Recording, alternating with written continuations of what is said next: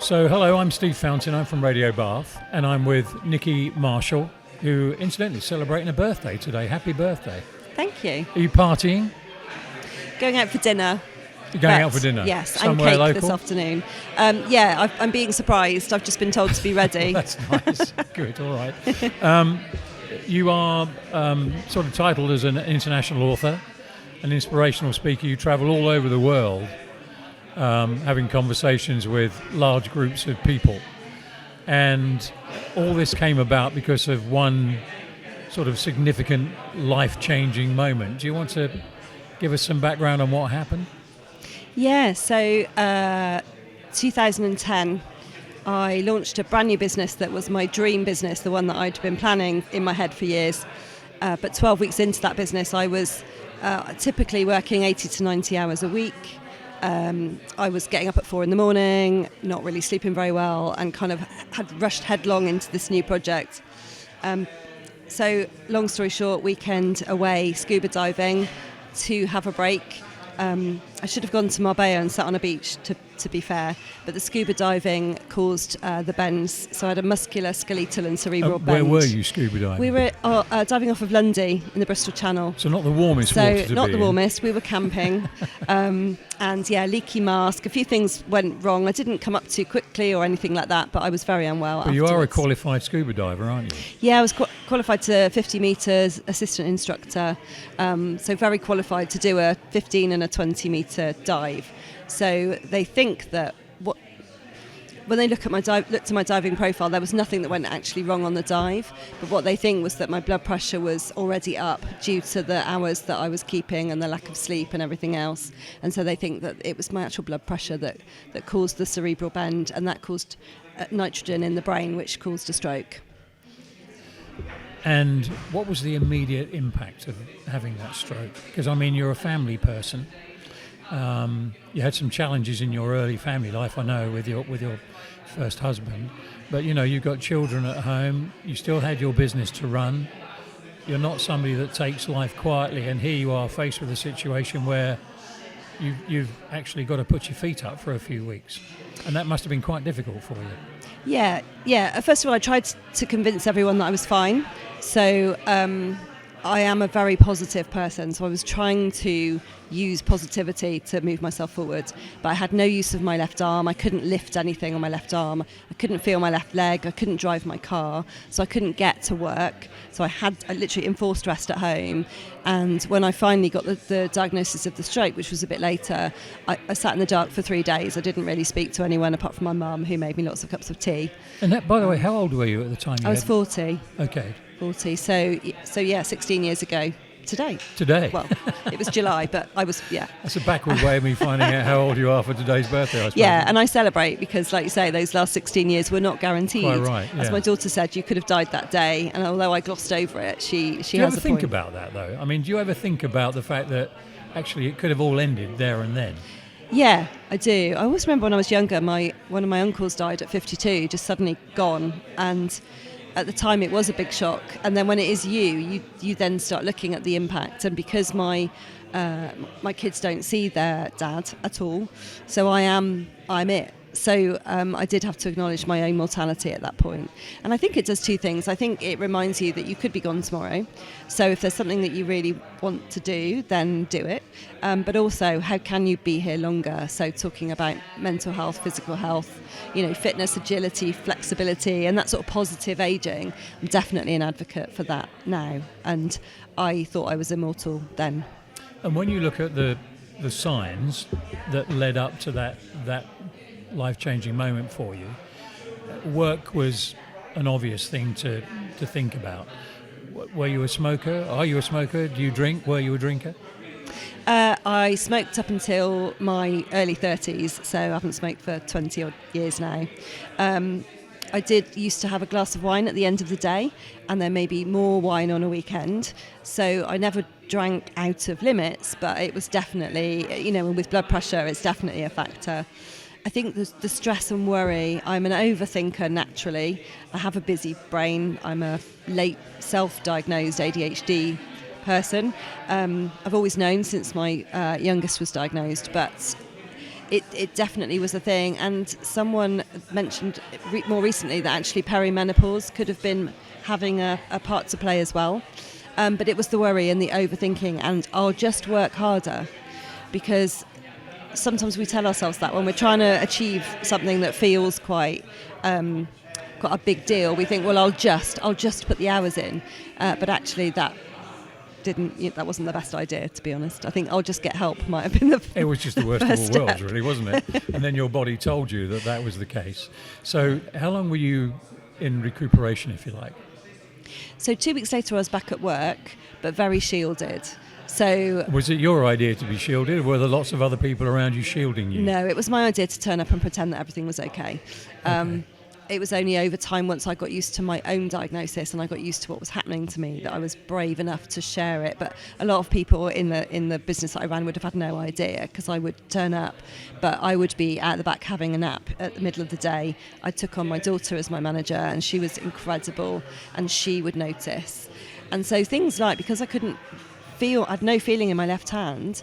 We run a coffee shop in a holistic centre, but I'd be making the coffee and I'd be burning my finger on the milk jug, and probably not knowing it. Or I'd be tipping the milk and it would be pouring, and so I'd get a nudge from Amy to say, "Can you just stop doing that?" It's like, oh yeah, so absolutely no feeling. I mean, I suppose there's a sort of slightly humorous side to that now, but at the time that wasn't the case, was it?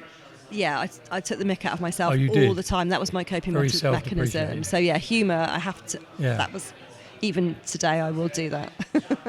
So at what point did you think, well, actually then, I need to make some changes to my lifestyle, clearly for the benefit of my health, but for the benefit of everyone else around me as well? And then what did you do next? Yeah, so after that, like, as I said, I had a very dark 3 days. And at the end of 3 days, I thought, hang on, I've got A-levels in anatomy and physiology. Like, I know how the body works. I have followed a personal development journey. I talk about manifesting and making positive changes in your life. So I thought, I need to be my best client, because I was helping other people and not helping myself. So you need to listen to your own advice. the irony. Yeah. How often one hears that? Yeah. So when my husband arrived at home on day 3, I said to him, I'm going to get my diving medical back. And he said, great, how are you going to do that? I said, I haven't got no idea.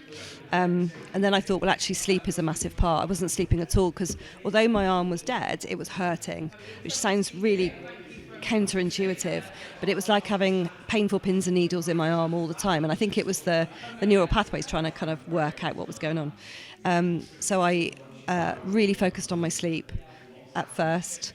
Then nutrition was the second thing, just trying to eat really colourful foods and not eat the beige coffee and cake that I was living on in the coffee shop, because I didn't have enough time to think. And then I hired a personal trainer that was an ex-Marine, a guy called Dean. I called him Dean the Marine. And Dean the Marine. Yeah, and he had a sense of humour as well, but he was brutal. he would accept no excuses. You know, I'm feeling really tired today. I don't care. But it proved what my body could still do, and I think I'd lost faith in that. You know, I did fall over with some of the coordination stuff, like anything left brain, right brain, and I'd just be on the floor. So that was where the humour had to come in. But you got into publishing. You're travelling all over the world, as I mentioned at the outset, as a speaker. I mean, where did all that come from? How did that develop? So I think the books thing, I've always loved writing. I always joke that I did win a poetry competition when I was 10, but then I did English literature and actually failed at school. Oh, the irony again. But I'd written some inspirational books for other people, and then when I wrote Rescued by the Coast Guard, it was a really cathartic experience writing. When was that? That was 2016. Okay, so 10 years ago. I think sometimes you have to do the healing before you talk about the thing. When you're in it, it's really hard to articulate it well, and also to not go back into the trauma that your body's still carrying. And so I wrote the book, I cried the tears. I actually wrote the final few chapters when I'd gone back into the water I'd already gone back diving, but overseas diving. But I went slightly warmer water. Slightly warmer, yeah, slightly gentler. But I did a scuba dive in the Scillies, and I wrote the final chapter for the book after that dive. And I just decided that I wanted to publish my own book, because I'd worked with other publishers, but I'd always seen things that I thought I could do better. And again, that customer service thing, I always wanted because an author journey, you know, the imposter syndrome and the hand holding, there's a lot to it. So I wanted to do that for myself to get the publishing right. And then when other people asked me to publish their book, I knew I could do something, make a difference. I could do it a bit better. So we never aimed, like I say, I wrote my own books, and then Sharon, because we already had the kind of well-being and leadership business, she came in and said, I think we should grow this. And today, like I say, we've got a team of 12. We've published over 50 books. Most of them do get to bestseller. We help people with launch and promotion. And I'm a writing mentor as well for our own business and also for another organisation as well. So. And in terms of the books, they're self-help books, sort of motivational stuff? Some of them, yes, business books. But a few years ago, someone came to me with a lovely children's book and they couldn't find a publisher. So we now publish really illustrated children's books, poetry books. So any books. And you likely to get into fiction and so on and so forth? Yeah, we have a few fiction books, especially we've got a teenage fiction genre that has appeared. So we tend to get groups of people come. So last Christmas we published 4 teenage fiction books. So and I've written a fiction one myself.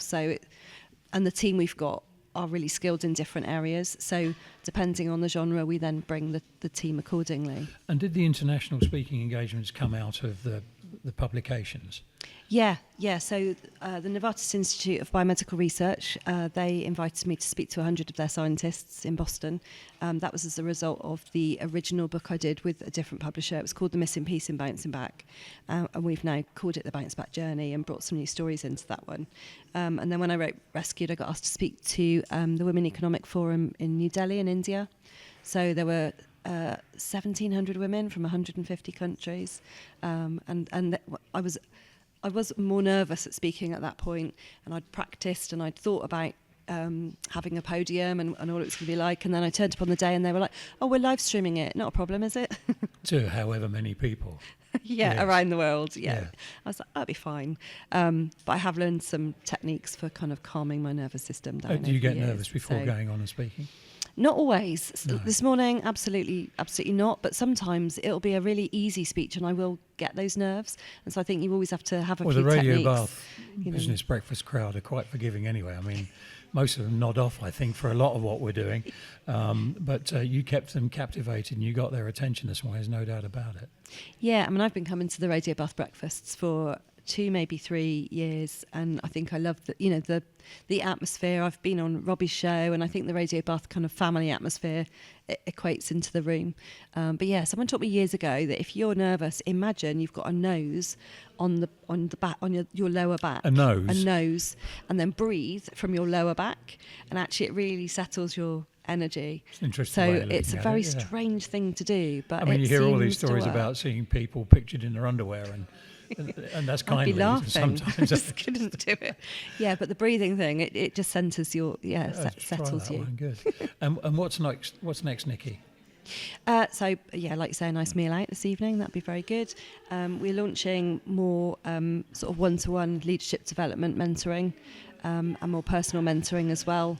Sharon is writing a book. I intend to stand over her and get that one out because she's got amazing ideas to share as well. And just more. I think more books, more workshops, more speaking engagements, but also more time on the sofa, more time with the grandchildren, more time travelling. More birthdays. Yeah, I think I looked back when I turned 50, I looked back at kind of what I was doing, and I think I love the life that I have, so I would just like more of the same. I don't think there's going to be anything groundbreaking, maybe some charity stuff as well. If you're enjoying it, why not? Yeah, exactly. Nicky Marshall from Discover Your Bounce, thank you very much for talking to us. Thanks, Steve.